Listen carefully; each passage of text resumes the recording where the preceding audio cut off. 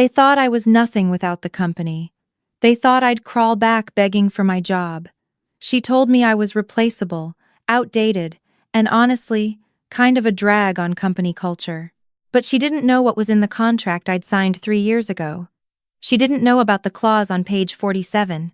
I'm getting ahead of myself. Let me start from the beginning. My name is Emma, and for 4 years, I was the backbone of Luminary Digital, a marketing agency that grew from a 2-person operation to a 40-employee powerhouse with $7 million in annual revenue. I wasn't just an employee. I was employee number 1. The first person Marcus, the founder, hired when Luminary was just him working out of a WeWork with 1 client and a dream.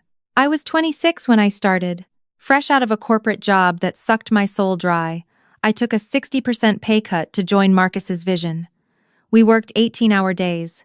We pitched clients in coffee shops. We celebrated our first $50,000 contract with $5 pizza. I built our entire creative process from scratch, developed our signature strategy framework, and personally landed our 3 biggest clients, including Technova, the software company that now represented 40% of our revenue. By year 3, I was creative director. By year 4, we'd been featured in Adweek twice.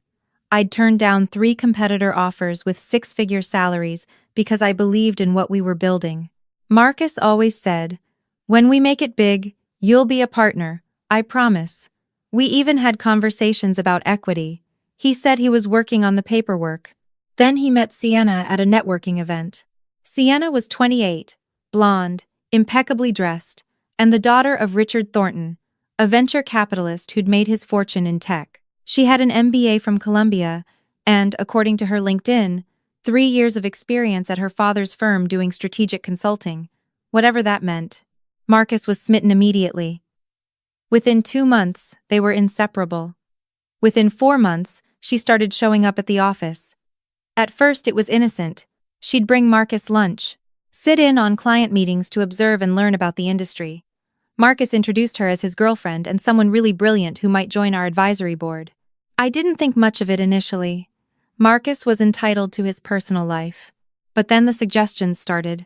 You know, Marcus mentioned that your Q3 strategy deck could use some refinement, Sienna said one afternoon, appearing at my desk unannounced. She had this way of smiling that didn't reach her eyes. I took the liberty of making some notes. Columbia's MBA program really emphasizes data-driven storytelling. I glanced at her comments. They were surface-level critiques that missed the entire point of our client-specific approach. But I thanked her politely. Marcus was my friend and boss. I didn't want to create tension. Then she started attending our creative meetings.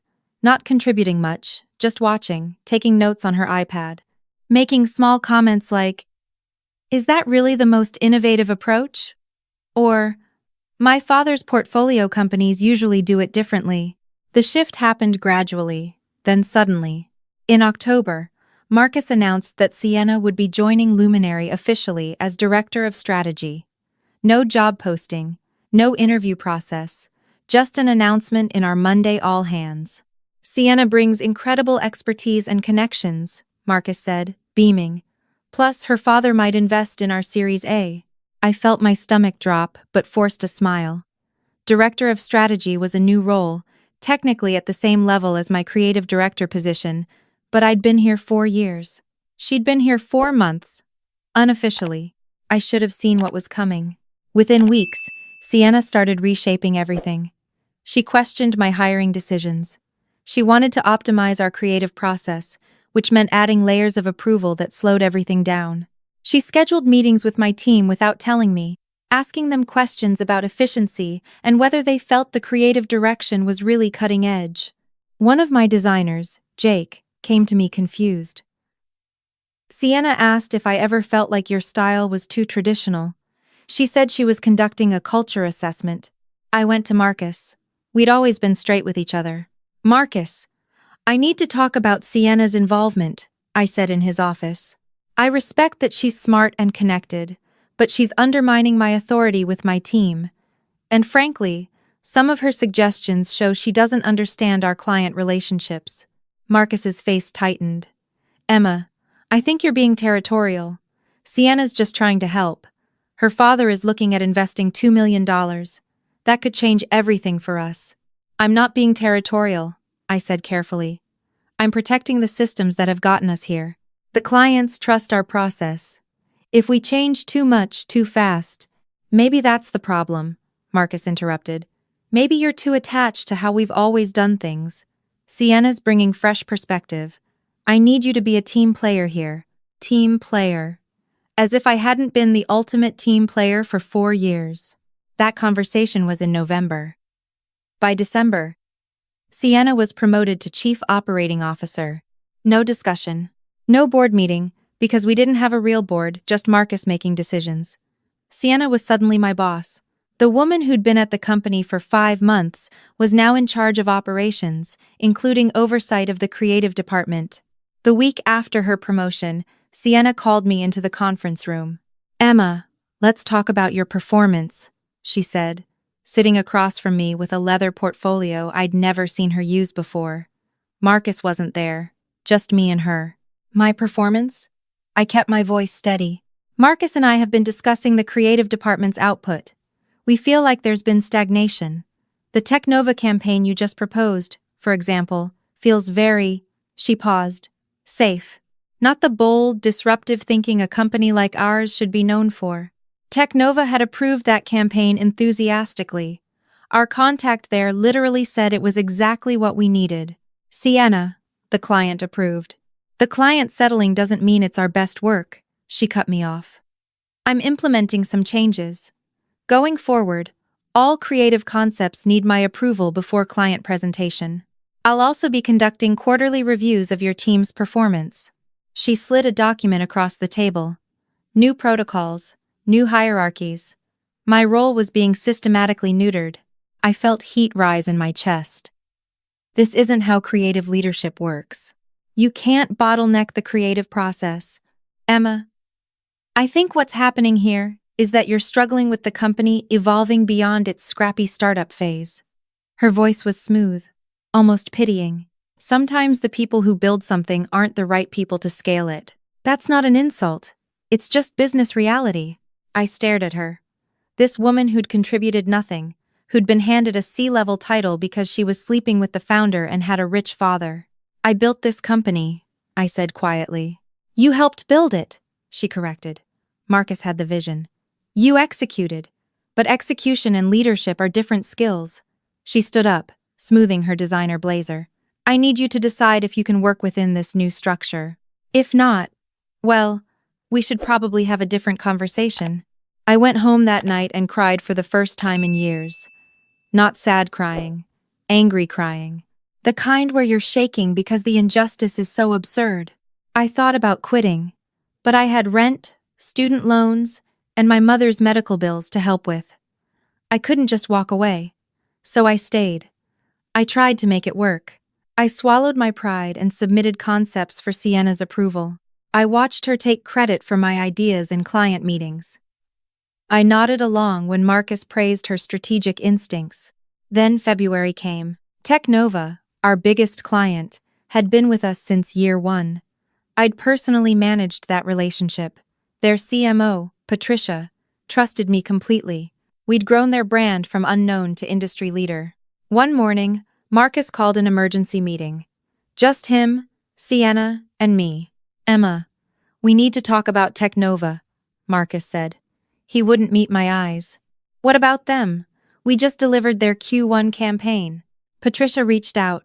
Sienna interrupted. She expressed some concerns about creative direction. Said the work feels stale. My blood went cold. That's not true. I spoke with Patricia last week. She loved. Emma, I have the email, Sienna said, turning her laptop to show me. There was an email from Patricia's address, but the tone was wrong. Patricia would never phrase things that way. I want to call her, I said. That's not necessary, Marcus said quickly. Sienna and I will handle the relationship going forward. In fact, we think it's time for a broader transition. You've done great work, but we need someone in creative leadership who can really push boundaries. The room tilted. Are you firing me? We're restructuring, Sienna said smoothly. Your position is being eliminated. We're bringing in someone with more contemporary experience. Someone who understands where marketing is going, not where it's been. Marcus. I turned to him, my voice cracking. Tell me you're not doing this. 4 years. I built this place with you. He finally looked at me, but his eyes were distant. Emma, this is business. You're talented, but Sienna's right. We need different energy. We'll give you 2 months severance. That's more than generous. 2 months severance. For 4 years of 60-hour weeks, for every client I'd landed, for every all-nighter, for turning down better-paid jobs out of loyalty. Sienna pulled out another document. You'll need to sign this separation agreement. Standard non-compete, non-disclosure. You'll leave at the end of the week. The end of the week? My voice came out as a whisper. We need to move quickly, Marcus said. We've already hired your replacement. She starts Monday. They'd hired someone before even telling me I was fired. I sat there, numb. Sienna pushed the document closer. Oh, and Emma? Sienna's smile was razor thin. Just a thought, but maybe take this as an opportunity to explore other industries. Marketing is becoming increasingly competitive. Perhaps something less demanding would suit you better at this stage. At this stage, I was 30 years old. I signed. I don't know why. Shock, maybe. Or exhaustion. The document was 20 pages long and I didn't read it carefully. I just wanted out of that room. I packed my desk that afternoon. 4 years in 2 cardboard boxes. Jake hugged me and cried. Others looked away, scared they'd be next. As I walked out, carrying my boxes, Sienna called out from Marcus's office doorway. Good luck out there, Emma. Genuinely. I hope you find something that fits your capabilities. The door closed. I stood in the parking lot, February wind cutting through my jacket, and realized I had nowhere to go. No job, no prospects, no plan. 2 months severance wouldn't last long in Brooklyn. I started applying everywhere. I got interviews, but nothing materialized. Overqualified. Not quite the right fit. We're looking for someone with more recent corporate experience. The months dragged. My savings evaporated. I stopped seeing friends because I couldn't afford drinks. I started selling furniture.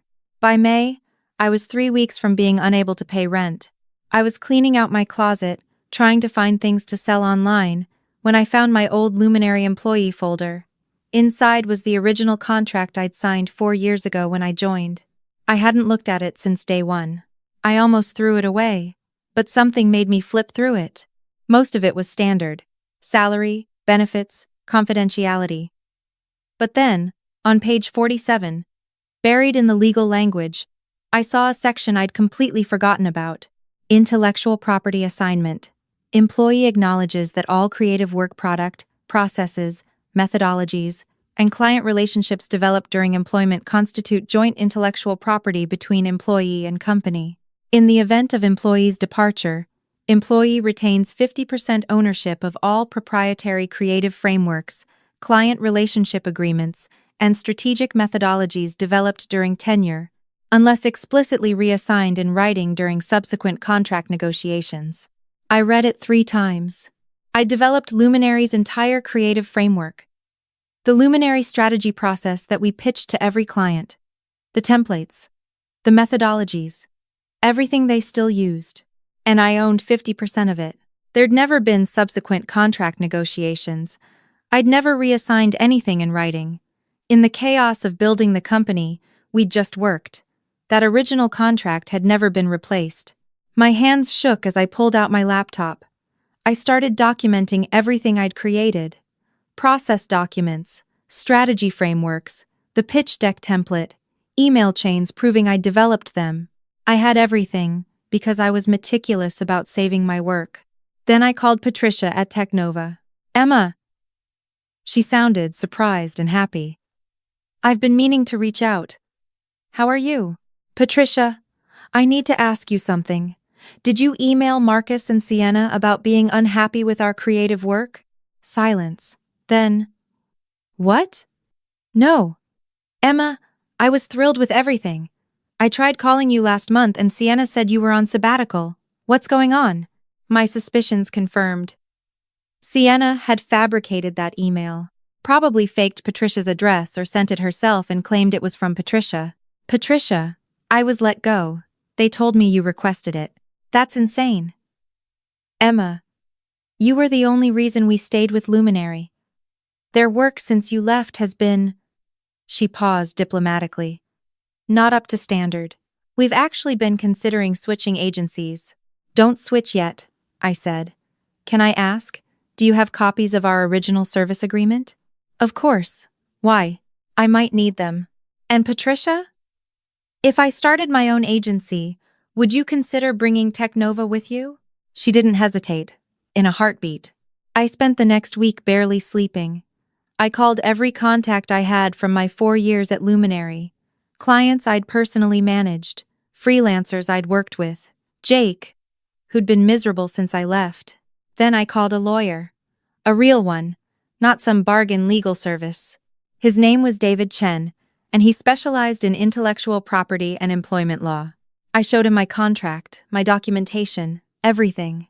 He read through it all, then looked up with something like admiration. Emma, do you realize what you have here? I think so. They've been using your proprietary work for months without legal right. Every client pitch, every strategy deck, every template. And this non-compete you signed in your separation agreement? It's unenforceable because they failed to provide adequate consideration and it contradicts your original contract terms.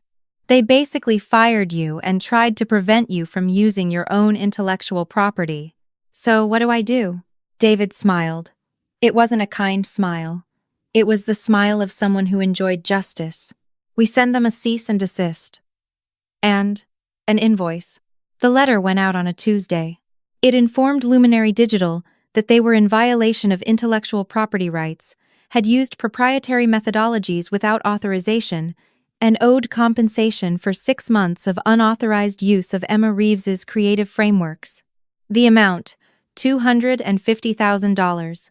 The letter also informed them that the non-compete was invalid and that I would be launching my own agency, Serene Strategies, and would be free to work with any clients who chose to follow me. I didn't hear anything for 2 days. Then my phone rang. Marcus. Emma. What the hell is this? He sounded panicked. It's a cease and desist. You've been using my work without permission.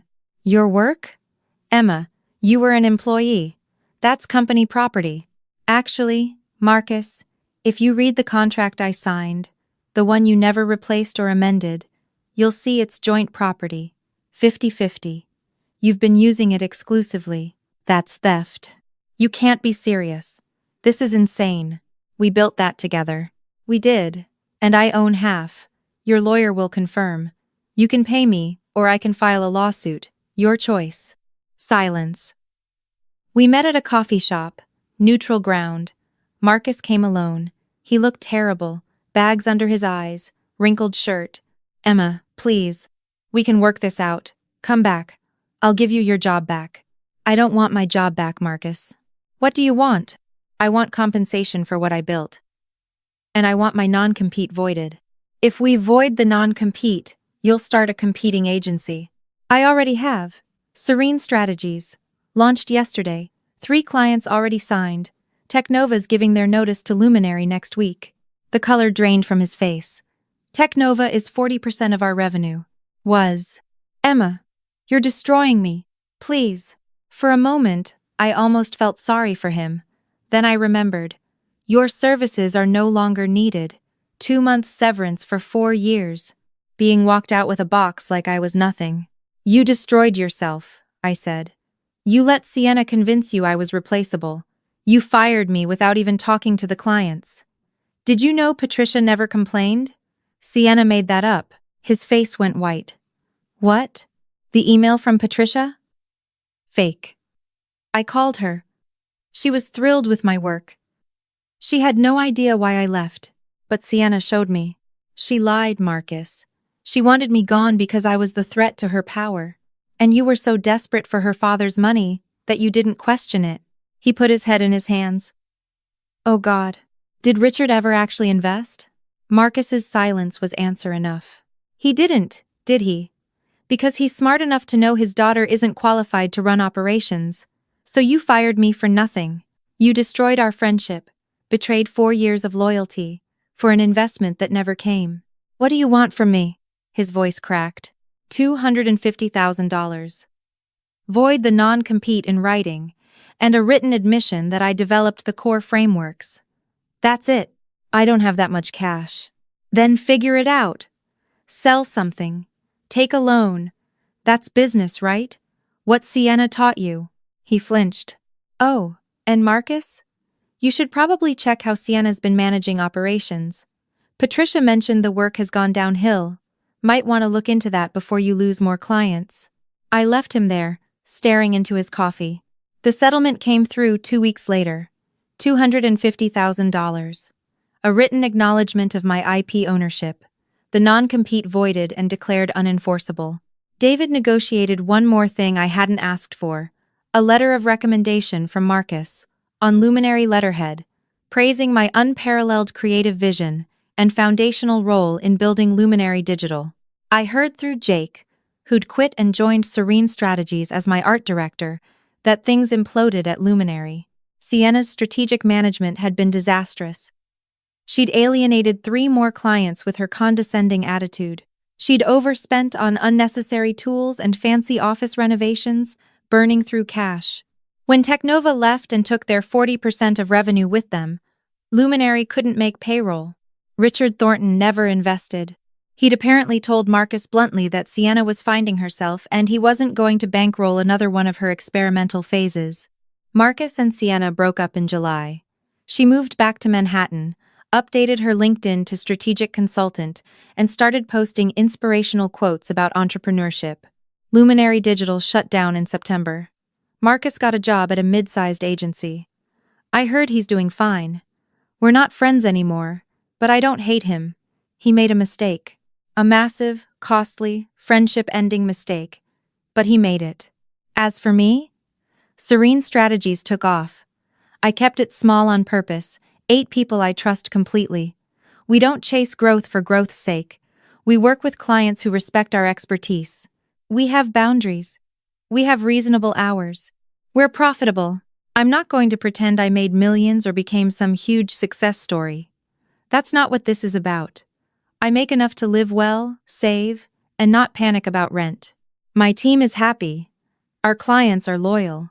But here's what I learned, and why I'm telling this story. Document everything. That contract saved me. If I hadn't kept records of my work, proof of what I'd created, I'd have nothing. Keep emails, keep drafts, keep evidence of your contributions. Know your worth. When they told me I was replaceable, outdated, a drag on culture, I almost believed it. I almost internalized that. But I wasn't any of those things. I was inconvenient to someone else's power play. Boundaries aren't revenge. I could have sued for more. I could have tried to destroy Marcus out of spite. But I didn't want that. I wanted fair compensation and the freedom to move forward. That's not revenge. That's self-respect. People will underestimate you, especially if you're quiet and loyal. They'll mistake kindness for weakness. Let them, then prove them wrong by building something better. And finally, sometimes the people who benefit most from your work will be the first to discard you when it's convenient. That's not your failure, that's their character. I ran into Sienna once, at an industry event last month. She was there with her father, networking. She saw me, and for a moment, I saw panic cross her face. Then she smiled, that same thin smile from before, and walked over. Emma, wow! I heard about your little agency. Good for you. Thanks, Sienna. We're doing well. I always knew you had it in you to do your own thing. You just needed the push, right? Sometimes the best thing is when doors close so new ones can open. She actually said that, as if she'd done me a favor. I smiled back. You're absolutely right. Sometimes the best thing that can happen is getting away from people who undervalue you. Really clarifies things. Her smile faltered. I excused myself and walked away. I didn't need the last word. I didn't need her to acknowledge what she'd done. I had my company, my team, and my self-respect. That's better than any revenge. If you're in a situation where someone's taking credit for your work, where you're being pushed out after years of loyalty, where someone's telling you you're not good enough. Document everything. Know your contracts. And remember that your worth isn't determined by people who benefit from undervaluing you. Build your boundaries. Protect your work. And when they try to take everything, make sure you know exactly what's yours. Because sometimes, the thing they don't know about, the clause on page 47, the contract they never read carefully, the intellectual property they assumed they owned, sometimes that's the thing that changes everything. That's what happened to me. And if you're going through something similar, I hope this helps you remember. You're not replaceable, you're not outdated, and you're definitely not a drag on anything. You're exactly what they'll miss when you're gone.